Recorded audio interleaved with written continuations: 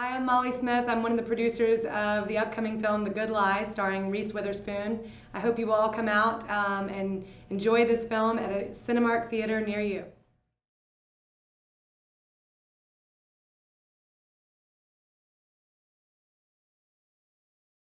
This script actually started many years before me.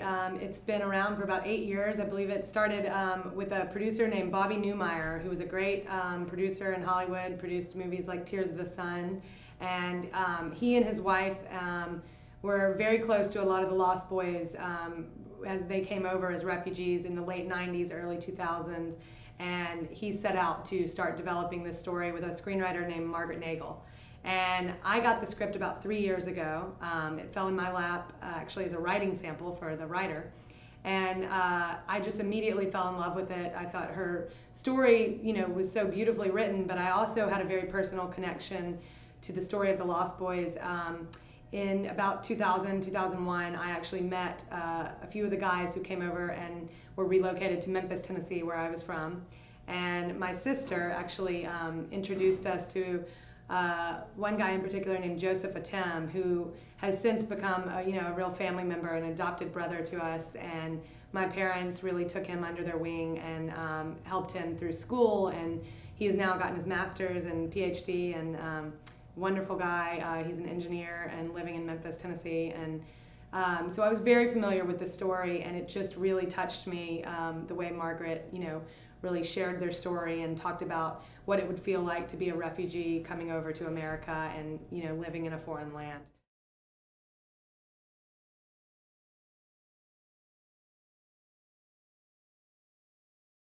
We were lucky enough to go and shoot really kind of all over. We shot in South Africa primarily and doubled the Sudan, all over the Northern Cape, and then went into the real Kakuma refugee camp in northern Kenya. And that was an experience of a lifetime. I mean, I think at the time when we were there were about 120,000 refugees in the camp. And today, sitting here in July of 2014, there's about 160,000.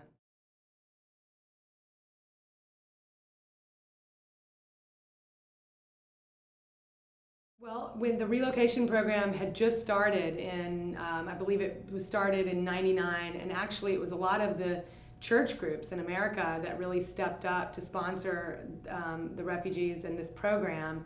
And in 2001, by 2001, 4,100, I believe, had come over. About 4,000, boys and girls, primarily boys, had come over, and a lot of them were in their late teens, early 20s. And then 9/11, of course, happened, and the program was cut off for many years. The program has since slowly reopened, and now I think there's about 7,500 lost boys and girls living in America.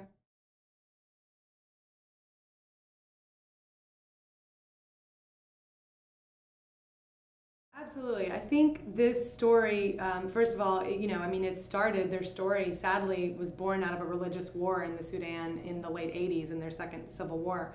And it was a war of Christianity. But I think, the Christian community and church groups really were behind bringing these refugees over. And I know so many churches across the country do so much for refugees and also so much work in Africa, that I just really believe that this is a story that either they will be aware of or it'll really touch them.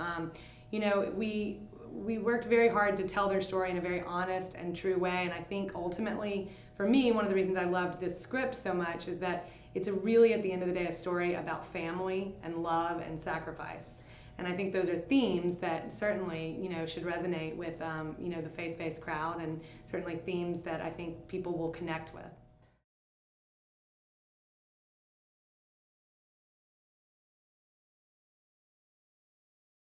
Reese is such a great person, person and actress, and someone I've admired for many years. She's really the only actress we ever thought of and went to, and she's a Southern girl at heart. And I just had a hunch that she would really connect to this story as a mother and just a wonderful person, and she did, and wanted to be a part of really telling this story. And when you see the film, you'll see Reese is really a supporting character. She's someone they meet when they come over to America and really helps them with their transition.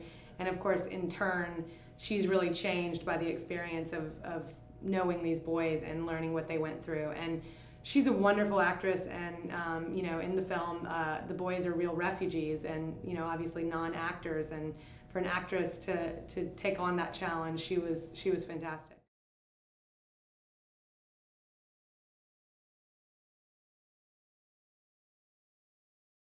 3 of the 4 leads were actual South Sudanese refugees, ex-child soldiers that had come over. And our lead guy, Arnold, is actually the son of a Sudanese refugee. So they're all, you know, authentically Sudanese, and they were incredible. I mean, when the casting process was its own story, but they really wanted to be a part of telling their story, and they got it, and they knew what a tall order that was to sort of reenact the events and reenact true events. But they're fantastic, and they have such a great spirit about them, and they're actually, when you see the film, they're incredible actors.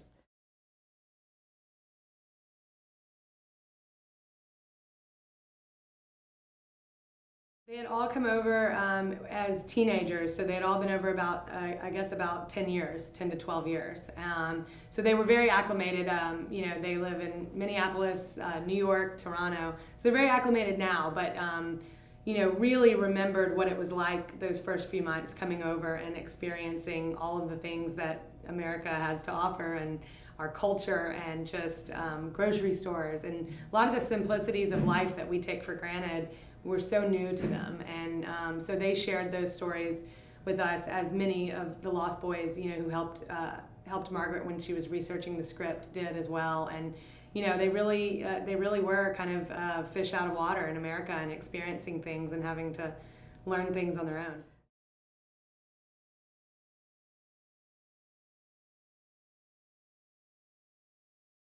Absolutely. I mean, you know, learning how to drive a car, and you know, little moments of you know, just kind of getting your bearings about things of American culture.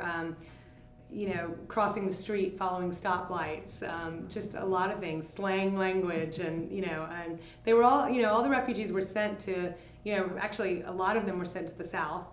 There's a big community in Georgia and Kansas City, so you know, picking up just even Southern culture was an experience for them.